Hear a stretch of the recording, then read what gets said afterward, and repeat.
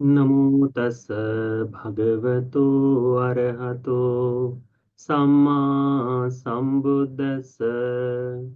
नमो तस् भगवतो अरहतो सम्मा संबुद्दस्स।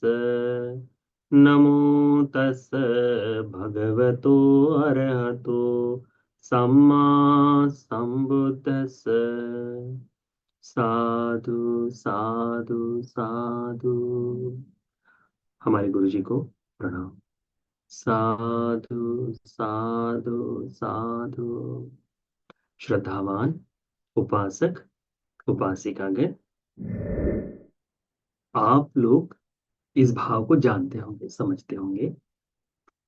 आप जब कभी बुद्ध विहार में जाते हैं या किसी कार्यक्रम में जाते हैं तो आपने ऐसे व्यक्तियों को देखा होगा कि जो एक तो माइक लेकर या भंते जी के पास जाकर या किसी मंच के पास जाकर अपने मन में जो जागने वाला भाव है इसे बताने की कोशिश करते हैं। देखा है ना ऐसा? वो ना तो प्रश्न है, उसका उसके उत्तर की भी आवश्यकता नहीं। वे केवल आपका भाष्य है जो सुंदर हो। तो भगवान के समय में भी अनेक बार इस तरह से उपदेश दिया गया है, इस तरह से बात कही गई है। ये जो देवता लोग हैं ये भगवान के पास आते हैं और कई बार भगवान की प्रशंसा में कुछ शब्द कहते हैं, कुछ बात कहते हैं। उसे ना तो उत्तर की आवश्यकता है और ना ही किसी अन्य भिन्न किसी कार्य। भगवान उसे सुनकर केवल प्रसन्न होते हैं, बस उतना ही। तो आज हम आपको दो सूत्रों को इकट्ठा बताएंगे। इन दोनों सूत्रों में, यानी उसमें भगवान की वाणी नहीं, देवताओं द्वारा यह मत, यह कहा गया है भगवान की प्रशंसा में, भगवान के गुणों को प्रदर्शित करने के लिए। ठीक है, तो उसके लिए सूत्र का उपदेश है। हम देखते हैं। इसमें दो सूत्र है। एक है एक मूल सूत्र। एक मूल सूत्र यानी एक मूल के हिसाब से ना, यानी जिसका एक मूल जो नाश कर दिया गया है उस एक मूल सूत्र। और दूसरा सूत्र है अनोम सूत्र। अनोम सूत्र का अर्थ होता है जो परिपूर्ण है, बगैर नाम का जो है तो सर्वथा परिपूर्ण है, इस तरह का भाव रखने वाला वह व्यक्ति। ठीक है, तो अनोम सूत्र।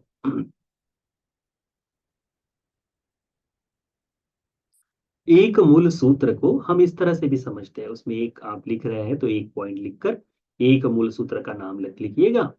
उसका है जहां से आरंभ होता है, इस आरंभ बिंदु को ध्यान में रखकर उपदेशित किया हुआ भगवान का उपदेश, या फिर उपदेशित किया हुआ या कही हुई वाक्य। ठीक है, तो कोई एक देवता, ये भी सावध निदान में आता है, कोई एक देवता भगवान के पास आता है और भगवान बुद्ध जी को बड़े सुंदर शब्दों में कहते हैं भगवान, भगवान की प्रशंसा ही कर रहा है। वो कहता है एक मूलं द्विरावट्ठं तिमलं पंचपत्थरं समुद्रं द्वादशावट्ठं पातालं अतरी इसी।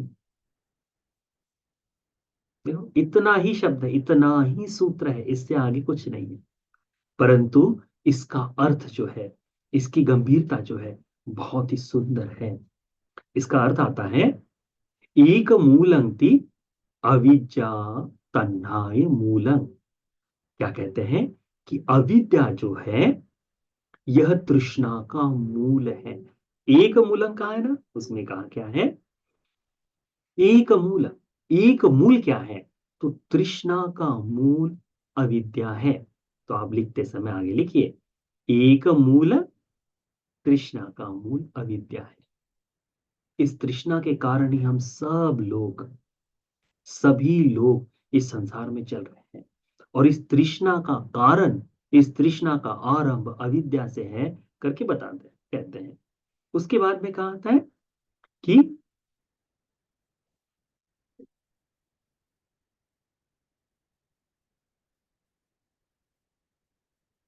इसके बाद में है कि द्विरावट्ठन तृष्णा। ये जो तृष्णा है ये दो हिस्सों से बटी है। विरावट्टंग, ये जो एक मूल की तृष्णा जो है ये दो हिस्सों में बटी है। एक है शाश्वत दृष्टि वाली, और एक है उच्छेद दृष्टि वाली। शाश्वत दृष्टि क्या हो गई?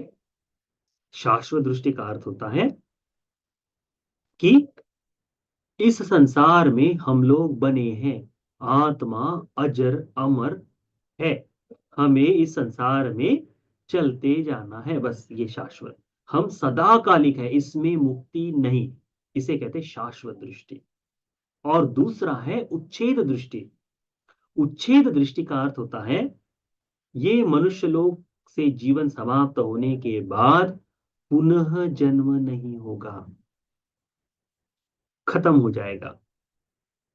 कई लोगों में अभी जो नए से बुद्ध धर्म को अपनाना चाहते हैं उनमें ये भाव अनेकता से देखा जाता है। नहीं नहीं, कुछ नहीं, यही सब समाप्त हो जाएगा, यहाँ यही कुछ करना है, यही भरना है, सब बस ये खत्म। इसमें न पाप है न पुण्य है, मरने के बाद सब कुछ यही, उसके बाद पुनर्जन्म नहीं है। पुनर्जन्म तो वैसे भी नहीं, पुनर्भव नहीं है, पुनः इस संसार में आगे बढ़ना ही नहीं है, इस तरह का भाव रखते हैं। उसे कहते हैं उच्छेद दृष्टि, जो समाप्त कर दे। तो ये दो हिस्सों में बटी है। किसका? तृष्णा की ही ये दो प्रकार है। एक तो है संसार में बंधे रहने का भाव, और दूसरा है संसार से उच्छेद का भाव। ये दो तरह से है। फिर कहा है कि क्या कहते हैं उसमें, कि तिमलंग। तिमलंग, तिमलंग का अर्थ होता है तीन प्रकार के मल। कौन कौन से तीन मल? तो राग, द्वेष और मोह, ये तीन प्रकार की गंदगियां हैं।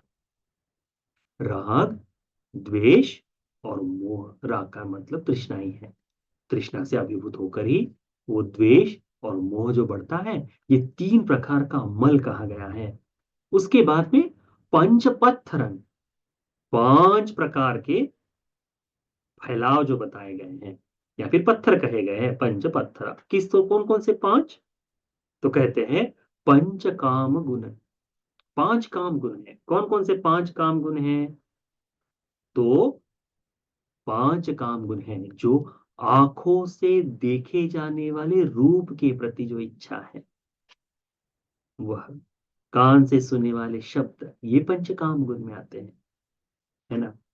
जैसे हम देखते हैं ना कि खाना ही पकड़ लो, सुंदर दिखाई दे, तो यदि हमको तड़का लगते हुए दिखाई दे तो तत्काल हमारे मन में वो आ जाता है ना, बिल्कुल फ्रेश बन रहा है, बड़ा स्वादिष्ट होगा।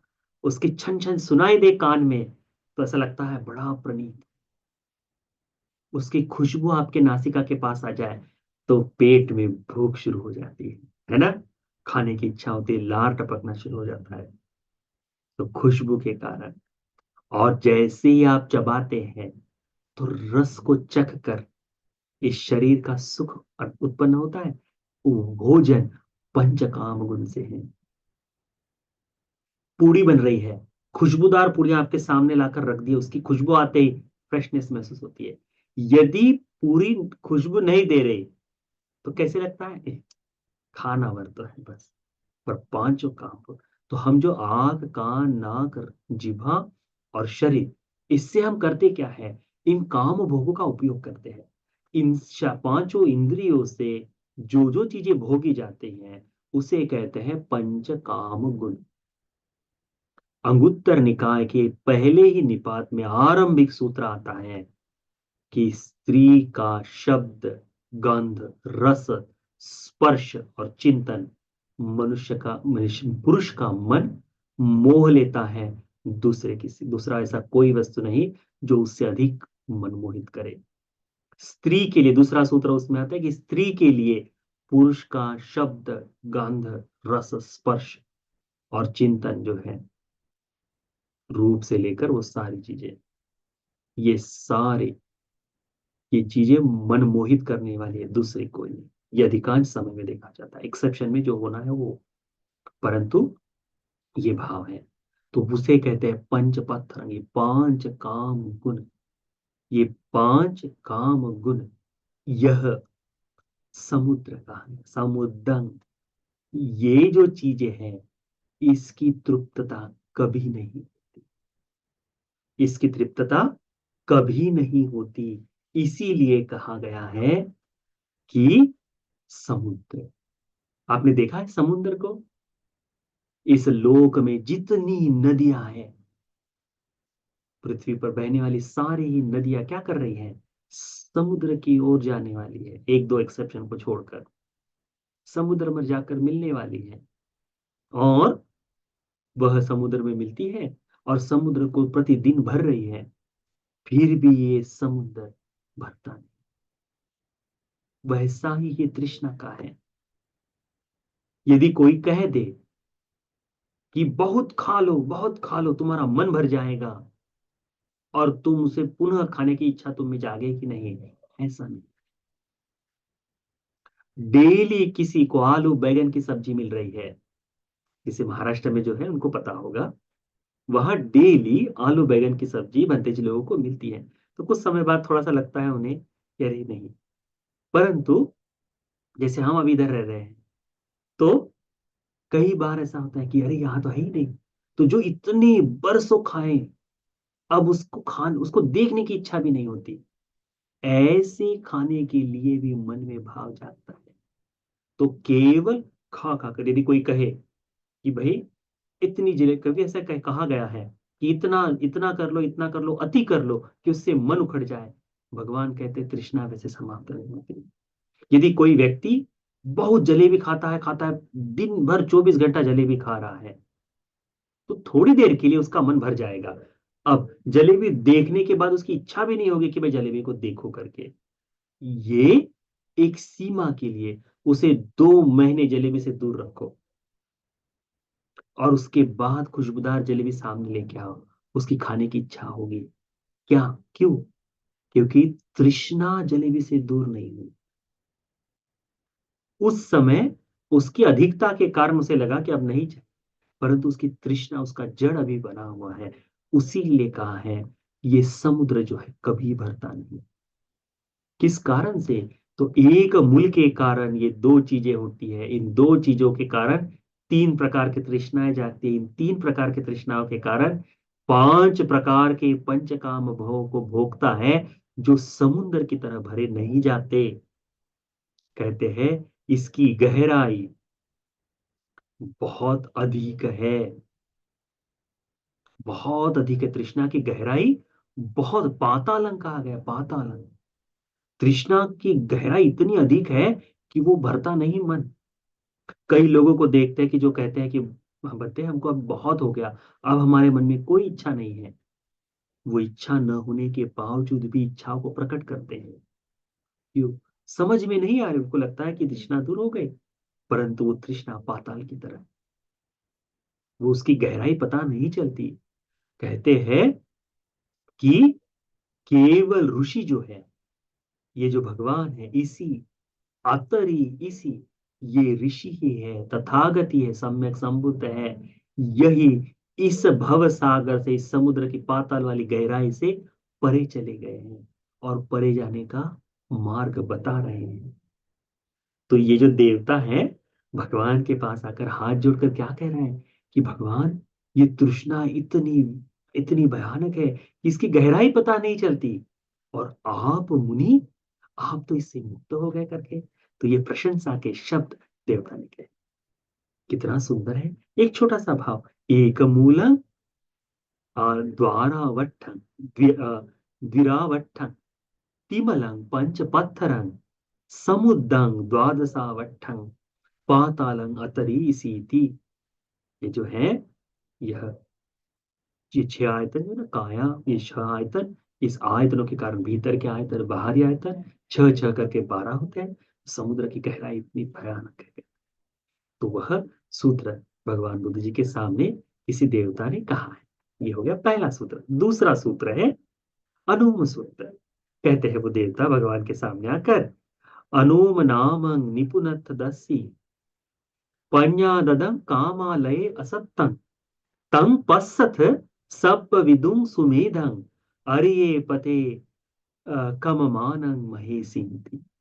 ये देवता क्या कहते हैं कि अनुम नाम, अनुम नाम, भगवान की प्रवज्जा को अनुमानी प्रवज्जा कहते हैं ना, अनुमानी जलंती। अनुम नाम के अनुमा नदी के किनारे प्रव्रजित हुए।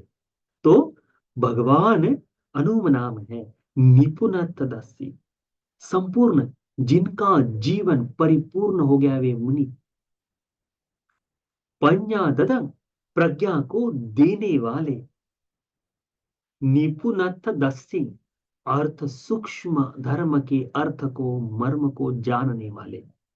अनोम नाम वे ऐसे मुनि हैं जो निपुणत दस्सी, जिनका संपूर्ण जीवन पूर्ण है, और वे अर्थ सूक्ष्म से सूक्ष्म अर्थ को समझते हैं। पඤ्ञा ददं, प्रज्ञा को दान देने वाले। प्रज्ञा का दान, आर्य अष्टांगिक मार्ग को इस लोक में बताना प्रज्ञा का दान है। धर्म के दरवाजे खोल देना भगवान के द्वारा, ये प्रज्ञा का दान है।